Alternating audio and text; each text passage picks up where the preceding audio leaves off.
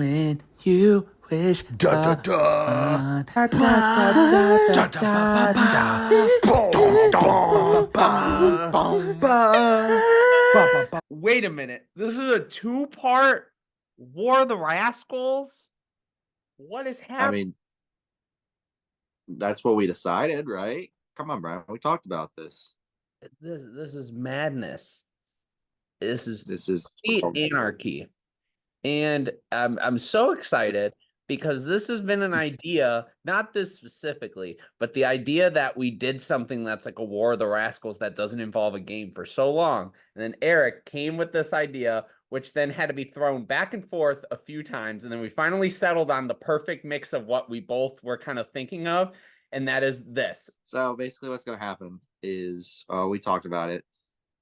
We wanted to go through, not do it like weekly or anything like that because that would be insane. We don't need to do it weekly. We don't have time for that. We wanted to go through and start with our predictions. We think the top 10 of the summer box office is going to be. Our main goal is once Labor Day weekend hits and they get that full numbers in Tuesday or Monday afternoon, that's when it ends. Initially, we were calling it Craven the Hunter weekend. But when we discussed this, literally the day after we discussed this, Craven the Hunter got pushed to fucking Christmas season. Kind of Because broke why would you for push? Eric? I literally was like, this is perfect. I ended off. Craven the Hunter wasn't even in my top 10, but I wanted to meme on it the whole time. Nope. Sony said this complete film that we had, we're going to push it back. I don't understand that, but okay. But no, so it's point if we get the movie in the top 10, we get an extra point if we have it in the correct spot. The top 10 is all that counts. 12 and 11 are just kind of jokes that we're interested in. And it's not total worldwide. It is only domestically. So we're not including just the worldwide and or all of it together. It's just domestically from, like Eric said, from basically Fall Guy to Labor Day. So like that. Yeah, because again, yeah, knowing how like there'd be like a random like Chinese film that came out during the summer, we would never guess that. That's another reason why we're not doing it international. Plus, movies open up in different time spans and things like that. For us, it's honestly easier to track the domestic numbers. I wanted to figure out, I wasn't just going to slap this list together. I wanted to kind of do some research. And research either helps you or it hurts you because there's so many different factors going into movies. And I think a lot of my ranking was more so based off of time period of which they come out versus like how they've done before in the past. So for my 12 and 11, which these are throwouts, these are not important. 12, I had Alien Romulus. Sorry, Kaylee Spaney. Elvis's wife is not going to be successful at killing aliens. Well, maybe she'll be successful at killing aliens, but I don't think that's going to reach the heights because I feel like Alien always has a solid view, but it never recently has really hit the highs that it should or could. And number 11, I put Garfield. I don't know if that's a smart idea because I don't know if this is going to be a movie that bombs with families or if it's actually going to be like one of the highest grossing movies of the year. Number 12, technically, I have is Kingdom of the Planet of the Apes. I just think that after the last movie with War, that, the returns for War weren't as great as they wanted them to be. Number 11, I had a difficulty switching between this and my number 10 because I just don't know how people feel about this series. It made money. The last sequel of this made money, but like in reality, when you think about it, it only made money because it was like the only movie that really came out in 2020, and that's Bad Boys, Ride or Die. Because Bad Boys made the most money in 2020, but that's not saying much when 2020 was the year that everything fell apart. I just I don't know how people feel about Bad Boys. It's also rated R, and I'm not diminishing rated R movies. You'll see on here I have a couple rated R movies, but I just think that people will not swarm to this movie. There are a couple swings that I have on this list that you're going to go, oh, okay. I have logic behind every little thing. I put this list together. I put all the movies on a list and I thought like, okay, boom, boom, boom. And I try to switch them around and and I'm telling you, I think I got a winner. And if it goes good, it's all on me. If it fails, it was not my fault. If Garfield beats you in the butt, I will laugh pretty hard. Jesus Christ. Anyway, we're moving on to our 10 through 60s. So my number 10 is your number 12, which is Kingdom of the Planet of the Apes. I think a lot of that comes from I don't think anything coming out before it is going to hinder it. See, part of the May movies is they're stacked.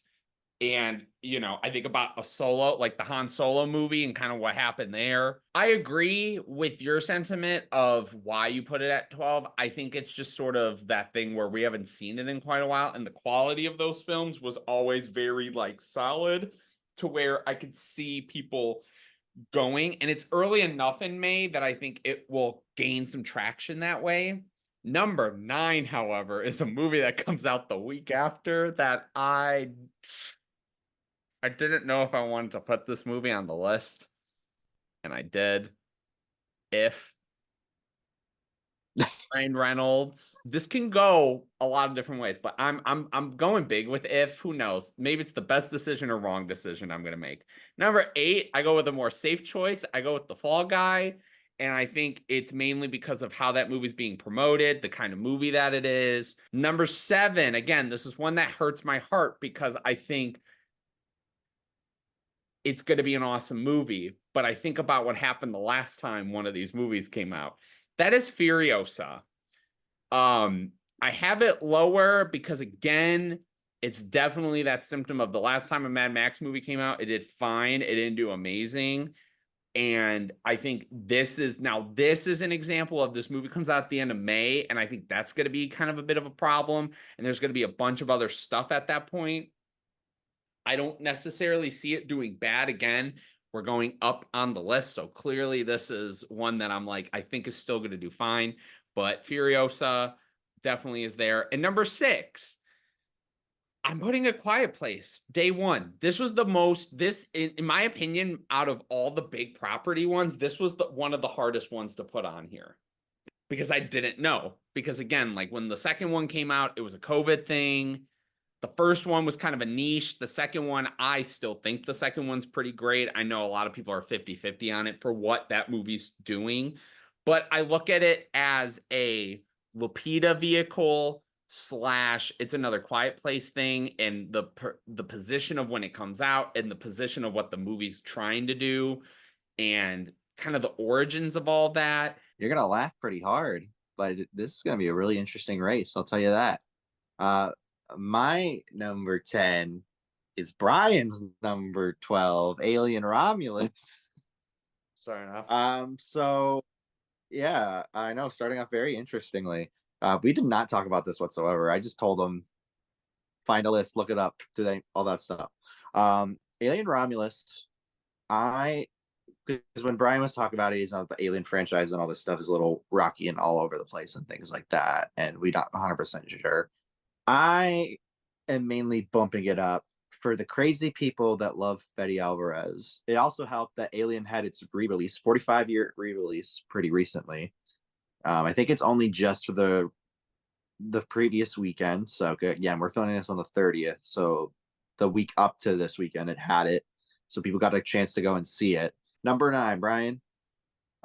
You had a big swing for number 9. I had a big swing for number 9 as well. This is probably my biggest swing. Trap, M. Night Shyamalan.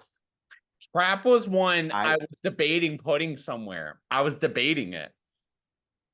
I think this movie looks stupid as all hell, but it's so unique of a concept that like I think people are just gonna be like, I have to go see it. And like of course Josh Hartnett being like your main lead. We haven't seen Josh Hartnett, and then Oppenheimer happened, and we're all like, "We love you, Josh Hartnett. Come back to things." And then he said, "Let's do an M. Night Shyamalan film." I don't know. I just think that people are really going to be excited about this, and you know, it's such a original concept that I'm like, I kind of have to go and see what's going to happen because I'm so excited to watch the bad guy try to figure out his way out of this. Because we're like rooting for him, but not rooting for him. Number 8, Brian, is Furiosa. People love Fury Road so much, and we've been waiting for this movie for nearly 10 years, which is so crazy to think about. It just looks like we're getting pumped to see Fury Road, the Fury Road prequel, and things like that. It just looks like it's going to be the fun to happen at the end of the month. Number 7, I have The Fall Guy. It's the first movie of the summer season, so it definitely has that advantage. I think the marketing has been pretty smart with it. It's been showing off Ryan Gosling being silly and goofy, but also showing, the stunts in action. It's been showing that it is, yes, there's some romance stuff for the ladies and things like that. I mean, Ryan Gosling is the eye candy behind the whole thing. The concept looks silly and fun. It's a great tribute to stuntmen in the industry. Number 6, Brian, I have A Quiet Place Part 1, or Day 1, excuse me. This is really frustrating. So it's 2 movies. So first movie is different, 12 and 10. 9 is The Swing, and then 8 and 7 are just flipped, and then our 6s are the same. We're on the same brainwave, apparently. But I also agree with Brian about A Quiet Place Day 1. I very much think that this will make some money. It's also a PG-13 horror movie, which I think gives it also the advantage of that. Because normally in this list, there's got to be at least like one horror movie of the summer that people are talking about. The Quiet Place can do that. It comes out at the end of May, correct? No, it comes out in June. June, yes, June. So it's not like it has like the full advantage of the June season because June's a busier time because that's for sure when people are just going out. But again, people want that horror fix. The hot takes are not done yet because my 5 through 1. Well, number 5 is a hot take just because you said this was a runner-up movie. I'm going with Bad Boys, Ride or Die. And I'm going simply based off the fact that I have not seen any Bad Boys movies. So this is not coming off of my opinion of them. I heard everybody talking about how the third one really re-energized that franchise. It looked like a solid movie that is R-rated. It's for a certain kind of audience, but it's also a big blockbuster for people to see. Number 4, Despicable Me 4. Going through the list and I see it and I go, oh yes, this franchise. And really, there's not enough I need to say other than it's a Despicable Me movie, because that one's not exciting. What is exciting is my number 3. Eric, in 2015, there was a movie that Universal put out, and it was a sequel, a legacy sequel rather, of a franchise that was out back in the 90s, back in the day. This movie came out and grossed over $1 billion. It was huge. Everyone was so excited to see it, right? It was Jurassic World. Universal this summer is also doing another legacy sequel. And let me tell you, this is the hottest take. Glenn Powell's beautiful face is going to take Twisters at number 3. This is my hot take of hot take. I think people want movies like this. I think there's been such a dying need for it. Glenn Powell's gonna get all those dads who love Top Gun to the movie theater, and it's gonna be a hoot and holler of a time. This is my hot take. I think this is a movie that I think it can go the other way completely. I'm not sitting here saying this is gonna work. I'm going off of people are gonna go, oh, Twister? Oh God, Twister. Is this a sequel to that? And it's a whole new Twister for a whole new audience. It's just like what the rumor was when James Cameron put the S at the end of Alien and he said that's the sequel. It's the same thing. Twisters. Twisters. This is my one that if it fails, I'm not going to be upset because this is one that I'm like, I'm thinking if it works, it's in the middle of July. I think it's in a good solid spot. I think this is going to pop off. If it doesn't, oh well. But I think they've been marketing it solid so far, and it's again, it's one of those things where you kind of pull at the right moment and like the right kind of franchise or the right, like these are movies that I don't think people like. We haven't seen movies like this in a bit, and that's why I'm going for it. But now I have to go to my top two because my top two are the boring ones. It was the other way, but I decided I went with a little bit of my kind of personal preference on Marvel movies now. So yes, Deadpool and Wolverine is not number one. It is number two. I think it's still going to do well for what it's doing, but I don't think it's like No Way Home level of excitement. Personally, I don't think people are into this or excited about this as much as we think. Now, number one, Inside Out 2. That was what I decided at the last second. I said, you know what? I think I have a better chance at Inside Out 2. And I think if Twister is in, if it's number three, I should get like a zillion points. Sorry. Okay. Okay. Just kidding. Well, Brian, I don't think the hot takes are over because at number 5, believe it or not, I have Deadpool and Wolverine as number 5. Okay, so I think Now, it's like you're kind of with me with the anticipation. yeah, it's there. It does have the rated R factor, which I have into play for it as well. But I have a feeling that like the first weekend will hit for it, and then it's gonna kind of start to dwindle down because people will have that hype at first, and then people aren't gonna care. Yes, it does end July, which then goes into the lull of August, so it might have some benefacting things like that. But come these Marvel movies, sometimes they just really start. They do start to dwindle after that first weekend. Number 4, I have Garfield.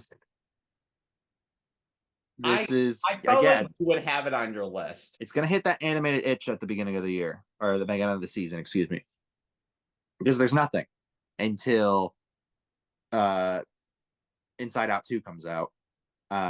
So it has a few weeks of being that animated kids movie, and it's Memorial Day weekend, so I'm sure more people go out. You look like Garfield. Do you You like hate Mondays? lasagna?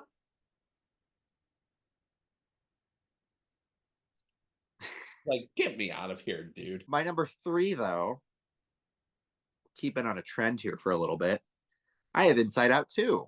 Okay. Inside Out 1 did make a lot of money. It happened to be out the same weekend as something else. And for the longest time, it was never number one at the box office. It was like near the end of its run, it randomly got number one at the box office. So it was almost the highest grossing movie to never be number one at the box office. And then it fucked up by becoming number one. Fun little fact by Inside Out 2. Or Inside Out, excuse me. But I do think, of course, will be number one the weekend it comes out.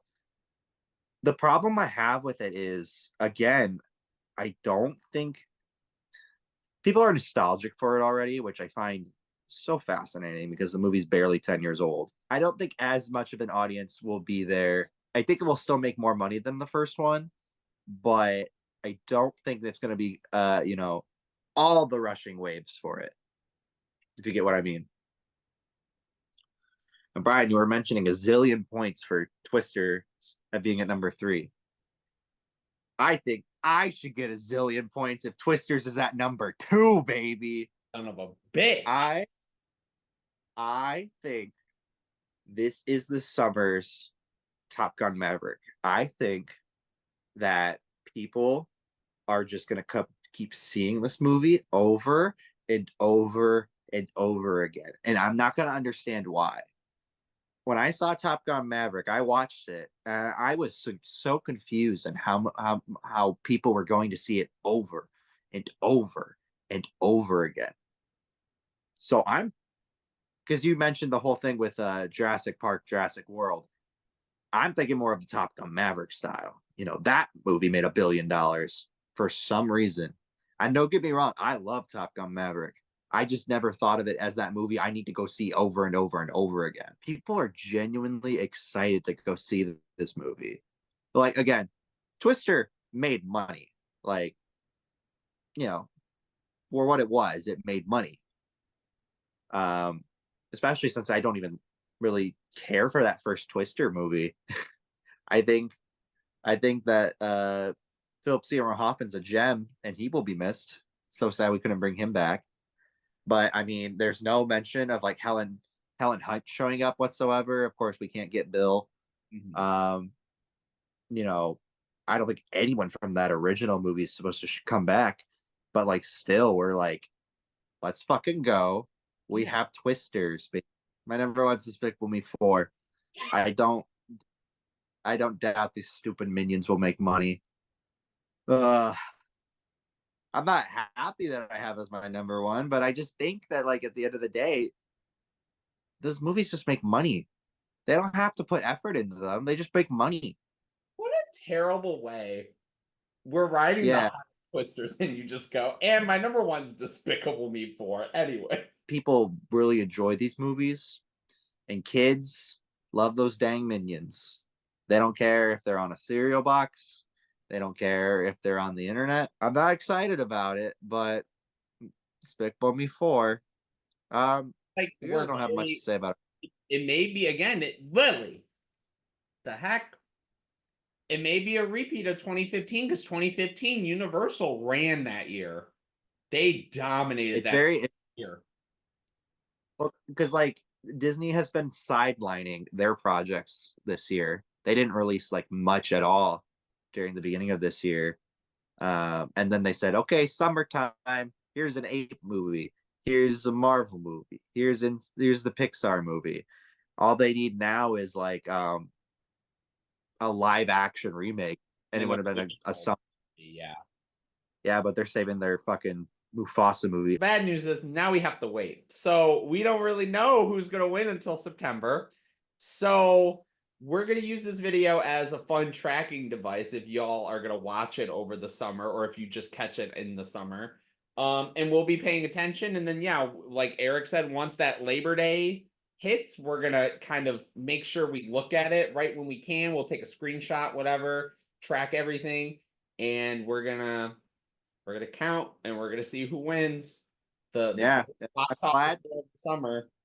I'm glad that there's one movie we both agree on is going to be in that spot. If it is not in that spot, we're both idiots. That's a lesson. I'm just mad that I was so excited. I'm like, I'm going to be the guy that goes, yo, I think Twisters is going to make it. And you said, well, I think it's going to go crazy. And I'm like, fuck you. I mean, I'm also the guy that thinks that, again, Marvel, the Deadpool Wolverine is just not going to make as much money as people think it is. But, what do I know? And again, a lot of what comes into play, this is not worldwide or overall. This is strictly domestic. And that plays a lot into what movies we think will actually do well versus movies that might actually do better that aren't just domestic. So, yeah. And I mean, also, hopefully this is a better summer than last year's because last year's summer was a bit rough. I'll say that. Not the quality of movie and stuff, even though there wasn't the best projects coming out during the summer. But like, man, people were not going out to the movies. Nope. And I do think this year there are plenty of movies to go out to see. But people, I'm glad you're being smart with your wallets. So until then, like, comment, subscribe, and yeah, we have to wait. This is the strangest or the Rascals, but now we have to wait. So I guess until next time, toodaloo. See you in September, toodaloo.